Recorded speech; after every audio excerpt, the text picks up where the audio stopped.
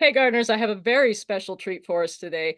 I am meeting with two amazing young women that have just one began, one completed their Gold Award projects. So if you're not familiar with Girl Scouts and what it's about, the Gold Award is the highest award a girl can earn when they are still at the scouting level. And so I want to introduce you to a couple of really amazing ladies. The first is Julia, who just finished her Gold Award, and we will hear all about what her project is about. And the second is Rhiannon, who just began hers, totally different stage of her project, but you'll hear from both of them what their projects are about and why they are so amazing.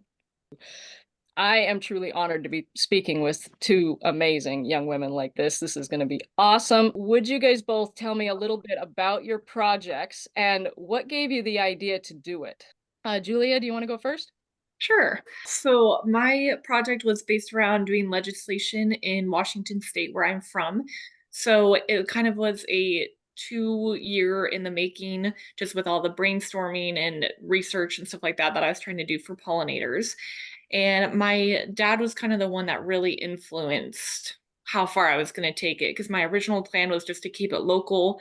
I live on 10 acres of farmland, so we kind of even live up kind of by different farms and stuff like that. So we were just going to keep it local, but he's like, well, hey, let's just shoot for making it go to the state. So essentially what I did is I met with the senator in our district, which is District 4, and we met the week of Thanksgiving, which wasn't the brightest idea to do right before the holiday, but that's okay.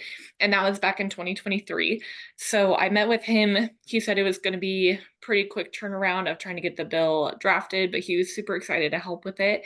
So it took about a month for it to be drafted, and then it went right into session, which was a short session this year, and just did all of that kind of stuff. My original intention was to try to be there in person for all of both through the House, through the Senate, and all of that stuff, including the bill signing. But sadly, what happened was for the Senate, which was the first hearing, we had our flight canceled because of all the stuff that was happening with Alaskan Airlines and having the door fall off. So had a little issues with that, but it all worked out. I mean, we were able to get it passed, and then it went into the House with some different amendments. I think there was also some amendments within the House, so it got sent back over to the Senate, and then was able to get changed there. And then we went and had it get signed in March by the governor. It's amazing. Yeah. Well done. Well done. So I have read the bill and it's phenomenal in its simplicity because the gist of it is a pollinator, it suggests pollinator gardens for new construction. Is that right? Correct. Yeah. Yes. And I just want to make sure I understand it correctly. Yeah. There's no bad things that happen if you don't do it. There's no incentive or good things or anything that happen if you do it. It's quite literally just a suggestion. And I think that is brilliant to just tell people who build buildings, hey, this is an option. You can do this. Yeah. Like, Yeah. how cool is that? You don't have to stick with the same conventional Asian shrubs and a couple of Right. flowers. Like, why do we do this? I don't know. Yeah. Do it. So, Yeah. Well, and the beautiful thing about it too was that I some of the things that I was worried about was, oh, how am I going to be able to come up with the forage list and stuff like that to be able to provide to people around the state? Because obviously I'm just local in my area. And the beautiful thing with it is the Washington State Department of Agriculture already had a forage list created that has I think at almost 300 different types of plants on there. So they're able to access it on their website and be able to see all that information. that's excellent. That's Yeah. excellent. So, folks that are watching, I will link in the description below the legislation itself that was passed so you can read it, and that list, we'll link that as well.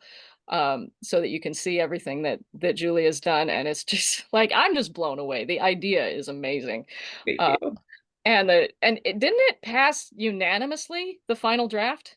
It did unanimously for that part. The only one that I had like a naysayer against it was both when I did my initial hearing with the Senate, I had some pushback on the Home Builders Association, which doesn't surprise me, just because they didn't want, because the initial part of the bill was to have it be a requirement, and so they didn't want that. Yeah. So I had pushback on them, and then I had one person against it which it was kind of interesting why they were against it because it wasn't necessarily particular to the bill, but they were worried about like pollinator or specifically bee like keeping and stuff like that. And so having bee housing and stuff like that that they were worried about. So that's the only pushback that I really had. So then there was amendments and stuff for that that got added in there when that wasn't part of the initial bill. So it's just a very interesting process. But It really is, but that to me sounds like the system working because making it a requirement would not be a good idea. There's yeah. just off the top of my head, because I've met with people, they don't Hmm. understand. They'd plant a pollinator garden and then they'd see caterpillars and they'd spray them Yeah. because they just don't know. You don't want to make it a requirement for people who don't understand what they're doing. So Yes. I think making it optional for people that want to do it and just informing them that it's a thing they can do, I think Hmm. is brilliant. Yeah. Absolutely brilliant. So well done. Well Thank done. you. And then Rhiannon, why don't you tell us a little bit about your project and where you got the idea? Okay, so basically I'm going to build plant a pollinator garden in my local state park and also make little bat houses and stuff Nice. and pass out like 200 seed packets for people to plant their own. And I'm also going to make a little activity book for kids. That's excellent. Excellent. And what gave you the idea? I was gonna a while ago I was going to plant try to plant a garden, but there weren't enough pollinators, so next year we planted wildflowers around the yard, and there were a lot more pollinators and So you were trying to plant a vegetable garden, but you didn't get enough mhm. pollinators to actually Yeah, pollinate it. And so you yeah, added some flowers. Oh, that's great. Kind of yeah. spiraled from there. I love it. I love it. I love it. So you saw the need for more pollinators and it just kind of fell into place after that. Excellent. What help did you find along the way? What kind of feedback did you get from the community? And were there any naysayers or was everything in general like positive feedback from people? Okay. So far everything's been positive. Um, yeah, and I've been getting help from the Flora Native Plant Society. Um, and some other Girl Scout troops around Nice. here. Nice. Excellent. Excellent. And you got the seeds I sent you, I hope. Probably a lot more than what I've just sent, so that's okay. Really awesome. What about you, Julia? You kind of answered this already, but is there anything Yeah. for that? Yeah. I again my parents have always been big supporters of everything that I do growing up and stuff. I was a hockey player. I was in band and very heavily involved in that. So they've always been super supportive of anything that I want to do. And I think my dad has kind of been the one to really push past my limits of what I think I can do, hence why I was able to really complete this project. But I was shocked with how much attention this project got. Because I mean, my dad, I swear every day, even though I'm finished with it, he just reminds me of how it's so, like you said, how it's so unique and how it's such a hard thing to get past when most people don't get a law passed ever. Um, and so just to have, like I remember even when I was at the House of Representatives and stuff, they even, after they had the little break and stuff after I presented to them, they came up and told me how great of a job I did and how they were so excited and hoped that it went through. So there's just been a lot of amazing people that have been so excited for me, which is I think is just great. What stage of the project are you in now, and how long did it take to get here? So you just finished yours Mhm. a couple weeks ago, I think. Yes. Yeah. I think even closer to, because I'm trying to think of when I tried to wrap it up. I want to say like the end of May is when I presented my final project. I'm still trying to figure out when to actually like do the celebration and stuff. And I don't know, Rhiannon, if at your, I guess like regional area, but for us, they actually post like our picture on the wall and have like a little QR code to kind of talk about our project and stuff. So I know that we're trying to get all of that set up. I'm just waiting to hear back from Senator Patton and his team for a letter that the Gold Award Committee wanted about like my leadership and stuff like that throughout the process. So That's really excellent. I'm just at the beginning now, and I'm planning out where the garden's gonna go in my state park, in the state park, and yeah, it took like a month maybe. It took a We while from just getting the project approved took mhm, quite some time. yeah. Like, because I don't even remember how I found you. I stumbled on your Facebook page or something. Mhm. And you know, I had just heard about Julia's project and I'm like, oh my goodness, I could interview two of them doing the same thing. It was exciting. But you guys wanted to get the project approved first, which made sense. Mhm. um so yeah, it was a good month and a half just for that Mhm. stage, I feel like, I think. Mhm. So yeah, but here you are, you're starting. That's awesome. So did you have to get in touch with the state park to actually like approve a location? How did that work? Uh, well, we haven't fully approved the location, but we're still like planning it out. But yeah. Nice. So you're working with somebody, the rangers or something over there Mhm. Yeah. to make sure it's in a good spot. That's excellent. Very good. And then how do you feel at this stage of your project? A little nervous, but excited. Yeah, that's about right for where you're at. And Julia, how about you? How do you feel about this stage of your project? Yeah, I not gonna lie, I'm super glad to be done just because with this being my senior year, it was a lot going on all at the same time, kind of wrapping everything up. But yeah, I'm very excited to be completed. Yeah, yeah, no kidding, man. Trying to do this in your senior year, that's a that's a Yes. lot to chew on. Yeah. Well done. Thank you. So why don't you tell us a little bit about the process itself of applying for your Gold Award project and like what the requirements are? I went through the process. What I had been told because I was the first girl in my troop to actually go through the Gold Award process. We have another girl that I think just got hers approved as well. But they I was shocked that because I was told that I probably wouldn't get approved the first time. So I was a little bit worried about that because again of how close my timing was for everything. But they had no issues really with my project itself. They were more worried about, oh, how are you going to get this out to the community? How are you going to do presentations? And so, as I was thinking, as I went through the process of like, okay, how am I going to reach out? Because ultimately, the community is going to be the people that are actually pursuing putting my bill in place. And I actually ended up having a lot of people in the community reach out to me, such as yourself. And I also had other organizations and stuff that were really interested. So it made it very easy for me. But Yeah. yeah. Yeah. Well, I mean, your project is like next level unique. I don't know that I've ever heard of even a Gold Award project actually going all the way to the legislative level.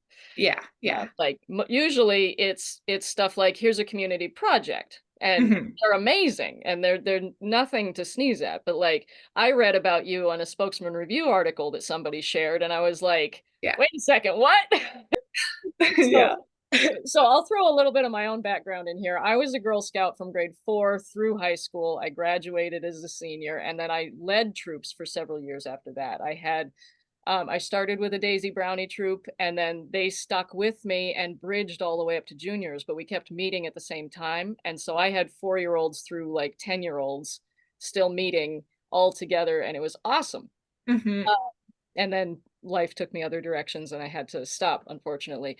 But that was probably one of my favorite parts about my young adult life was leading troops. And as I was a girl, when I was in cadets and seniors, I attempted to start my silver and gold awards multiple times and never even got through the idea phase. I never had an idea worth pursuing in my mind. So um, I absolutely love hearing from girls who have finished it. It's one of the most amazing things. And what I hope you take away from it is that you can do just about anything. You can do anything you put your mind to.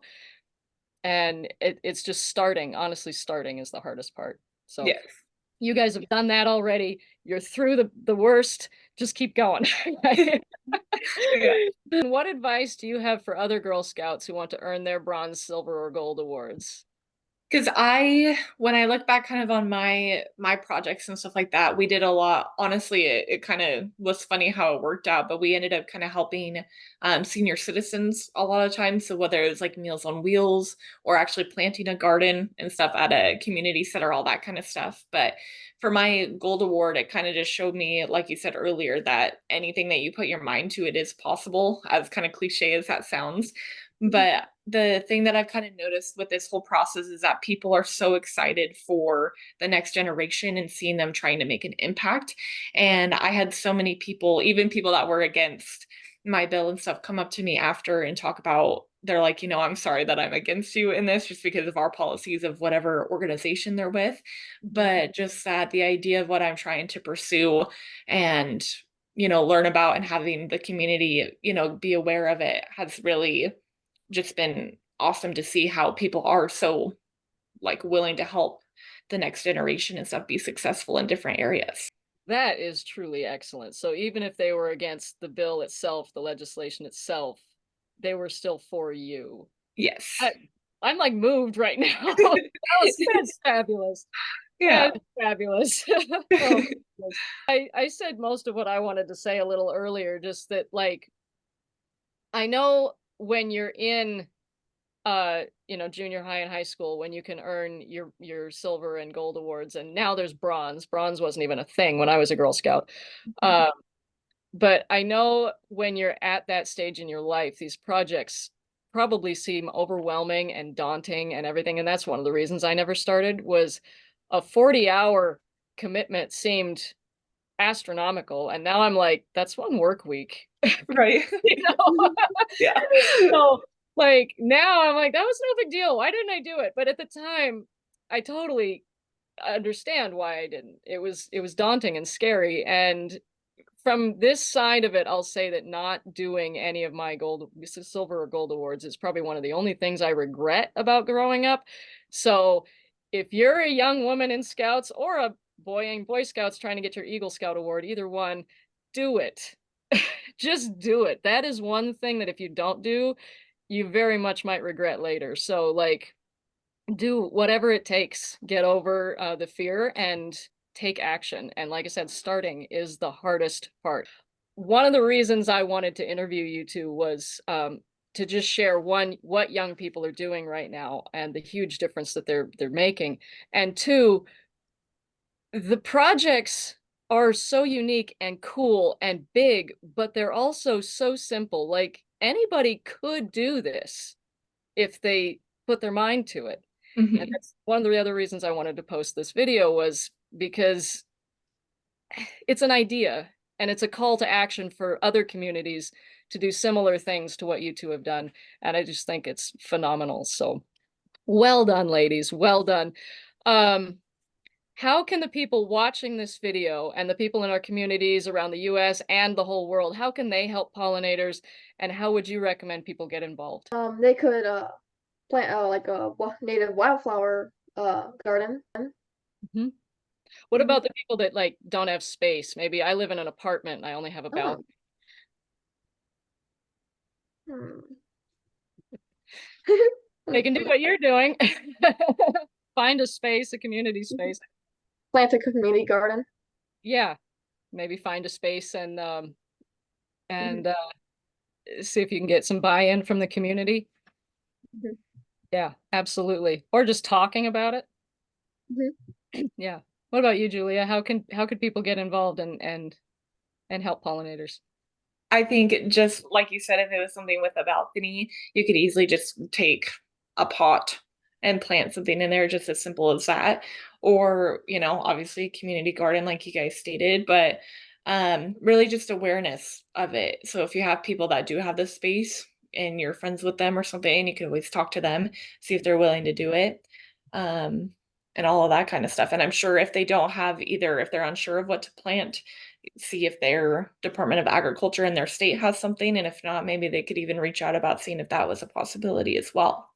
Julia, what's the next step for your legislation? Does it is it done? Does it move to another level of government or anything next, or is it cut and dry? Not that I know of, because we went and had the governor sign it back in March, and so I know that it'll just at least be our state law. I mean, obviously, my family has joked about like, "Oh, why don't you just take it national and have it get signed by the president?" And I'm like, that might be a little bit out of my bounds, but Oh, come on, you can do it. Do I'm it. like I'm like, I think I'm good, because so many people have also asked me like, "Oh yeah, are you gonna, pursue legislation or something like that after um once you're done with high school and stuff. And I'm like, nope.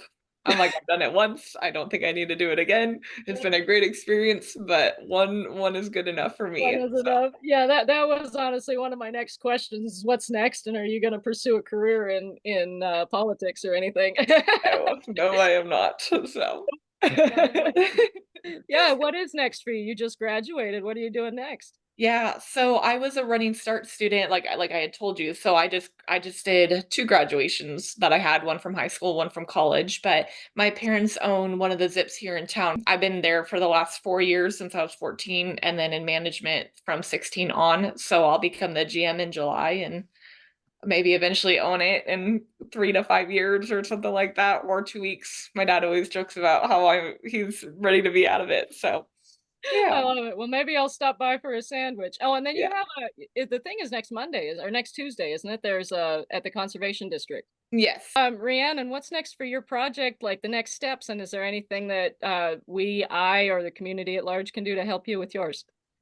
Well, my next step is to probably go to like a wildflower, like a native wildflower nursery and get the plants and see how much it'll cost and stuff so I can start my fundraising for buy Fundraising. Yep. and so I can do it. Yeah. Yeah.